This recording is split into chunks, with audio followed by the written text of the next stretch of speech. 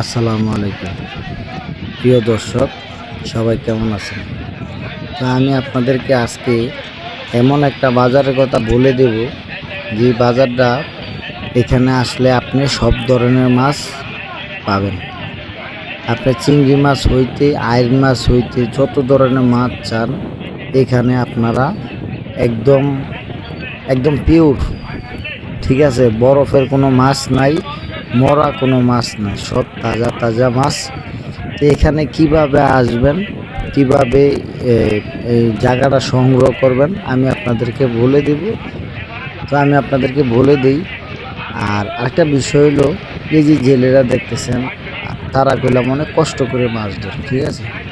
তো আমি মনে করি তারা যেরকম কষ্ট করে মাছ ধরে,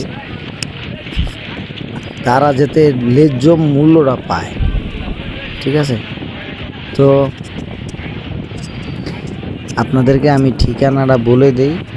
এটা হলো চাঁদপুর লালপুর বাজার। আর এই নদীটা হলো পদ্মা, মেঘনা আর ডাকাতিয়া, এই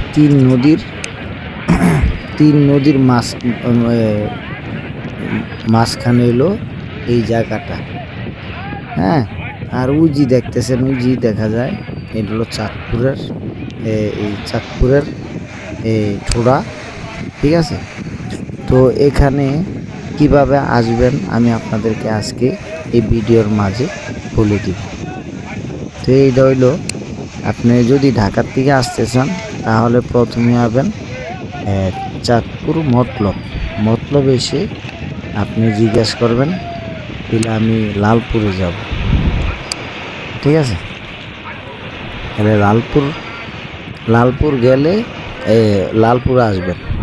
তারপরে আপনি যদি ধরেন কেউ কুমিল্লার থেকে আসলেন, কুমিল্লার থেকে প্রথমে আসবেন বাবুরহাট থেকে একটা সিএনজিতে উঠবেন, সিএনজিতে উঠে মুন্সিরহাটে এসে পড়বেন। মুন্সিরহাটে এসে একটা অটো বা সিএনজির ভিতরে উঠে আপনি লালপুরে চলে যাবেন। আর কেউ যদি ঢাকার থেকে আসতে চান তাহলে ঢাকা থেকে ডাইরেক্ট মুন্সিরহাট নেমে নিতে পারেন, আবার মতলবে নামতে পারেন। মুন্সিরহাট নামলে সবচেয়ে বেটার হয়। মুন্সিরহাট নেমে অটো বা সিএনজিতে চলে যাবেন, পিলে আমি লালপুর যাব।